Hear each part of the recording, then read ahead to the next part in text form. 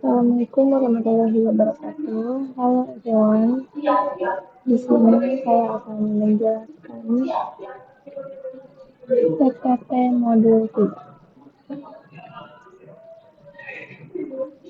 Konsep networking model. Konsep networking model merujuk pada kerangka kerja atau sistem yang digunakan untuk memahami dan mengelola jaringan komputer atau OSI. OSI model adalah kerangka kerja yang terdiri dari 7 lapisan yang digunakan untuk memahami bagaimana data dikirimkan melalui jaringan komputer.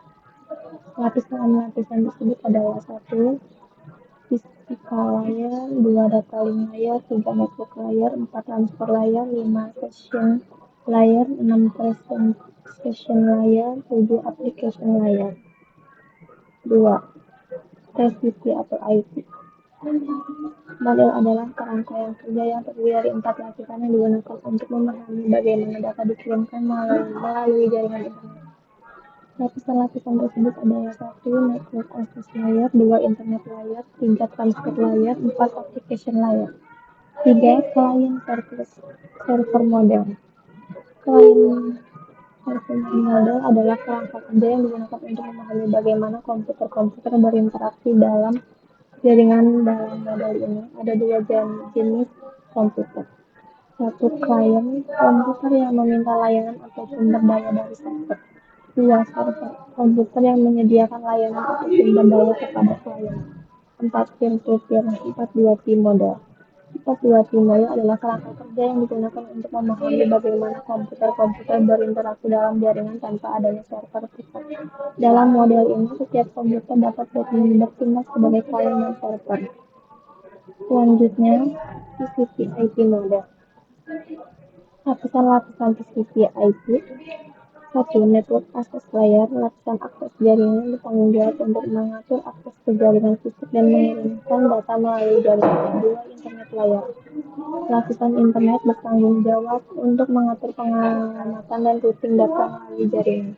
2. Transfer layer, lapisan transportasi bertanggung jawab untuk mengatur pengiriman data yang handal dan efisien melalui jaringan. Application layer, lapisan aplikasi bertanggung jawab untuk menyediakan layanan dan antarmuka untuk aplikasi yang menggunakan jaringan. Selanjutnya, protokol TCP atau IP. Protokol yang digunakan untuk mengatur pengiriman data yang handal dan efisien melalui jaringan. Protokol yang digunakan untuk mengatur pengamatan dan routing data melalui jaringan. Protokol yang digunakan untuk mengatur pengiriman data yang cepat dan efisien melalui jaringan tapi tidak menjamin kehandalan pengiriman data. Kelebihan: fleksibel dan dapat digunakan pada berbagai jenis jaringan, dapat digunakan untuk menghubungkan jaringan yang berbeda-beda, mendukung berbagai jenis aplikasi dan layanan. Kekurangan: dapat rentan terhadap serangan keamanan, memerlukan konfigurasi yang tepat untuk dapat berfungsi dengan baik. Selanjutnya, TCP/IP model transport layer. Fungsi transport layer. 1. Segmentasi data, membagi data menjadi segmen yang lebih kecil untuk memudahkan pengiriman. 2. Pengiriman data yang handal menggunakan protokol seperti TCP untuk memastikan bahwa data dikirimkan dengan benar dan tidak ada kesalahan. 3. Pengaturan aliran data, mengatur laju pengiriman data untuk mencegah overload pada jaringan. 4. Mengendalikan kesalahan, mendeteksi dan memperbaiki kesalahan yang terjadi selama pengiriman data. Protokol transfer layer. 1. Protokol yang digunakan untuk mengatur pengiriman data yang handal dan efisien melalui jaringan. TCP menggunakan mekanisme seperti acknowledgement dan retransmisi untuk memastikan bahwa data dikirimkan dengan benar. 2. UDP. Protokol yang digunakan untuk mengatur pengiriman data yang cepat dan efisien melalui jaringan, tapi tidak menjamin kehandalan pengiriman data. UDP tidak menggunakan mekanisme encryption dan transmisi seperti TCP. Perbedaan TCP dan UDP. TCP handal tapi lebih lambat karena menggunakan mekanisme acknowledgement dan retransmisi. UDP cepat Kalau tapi tidak hanya karena tidak menggunakan mekanisme acknowledgement dan retransmisi. Selanjutnya model TCP IP model network layer. Fungsi network layer satu pengalamatan membagikan alamat IP kepada perangkat yang terhubung ke jaringan.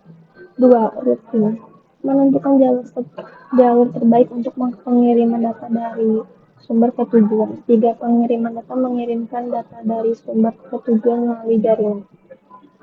Protokol network layer satu, IP. Protokol yang digunakan untuk mengatur pengalamatan dan routing data melalui jaringan. IP menggunakan alamat IP untuk mengidentifikasi perangkat yang terhubung ke jaringan. 2.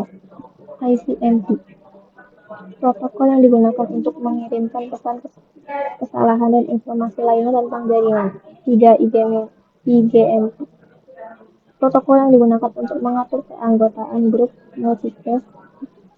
Fungsi utama IP satu, pengalamatan memberikan alamat IP kepada perangkat yang terhubung ke jaringan. 2. Routing menentukan jalur terbaik untuk mengirimkan data dari sumber ke tujuan. 3. Segmentasi membagi paket data menjadi fragmen-fragmen yang lebih kecil jika ukuran paket data melebihi ukuran maksimum yang diizinkan. Jenis alamat IP 1. IPv4 versi keempat dari protokol IP yang menggunakan alamat IP 32 bit. 2. IPv6 versi ke-6 dari protokol IP yang menggunakan alamat IP 128 bit. Selanjutnya, TCP IP model data link layer dan physical layer. Data link layer bertanggung jawab untuk pengalamatan MAC, memberikan alamat MAC kepada perangkat yang terhubung ke jaringan. 2. Pengaturan akses jaringan, mengatur akses ke jaringan fisik dan mencegah tabrakan data. 3. Pengiriman frame, mengirimkan frame data melalui jaringan. Selanjutnya, protokol yang digunakan pada data link layer antara lain 1. Ethernet, protokol yang digunakan untuk mengatur akses ke jaringan lokal. 2. Wi-Fi, protokol yang digunakan untuk mengatur akses ke jaringan nirkabel. Selanjutnya, physical layer, bertanggung jawab untuk 1. Pengiriman sinyal listrik atau cahaya melalui jaringan fisik. 2. Pengaturan konektivitas, mengatur konektivitas antara perangkat yang terhubung ke jaringan. Contoh teknologi yang digunakan pada physical layer antara lain 1. Kabel tembaga, kabel yang digunakan untuk mengirimkan sinyal listrik melalui jaringan. 2. Stratop, kabel yang digunakan untuk mengirimkan sinyal cahaya melalui jaringan. 3. Gelombang radio, sinyal yang digunakan untuk mengirimkan data melalui jaringan kabel.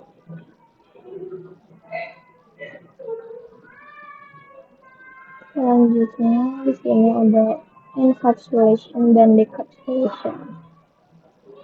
Encapsulation adalah proses pembungkus data dengan header dan trailer yang berisi informasi kontrol untuk memungkinkan data dikirimkan melalui jaringan. Proses ini terjadi pada setiap lapisan model TCP atau IP, yaitu 1.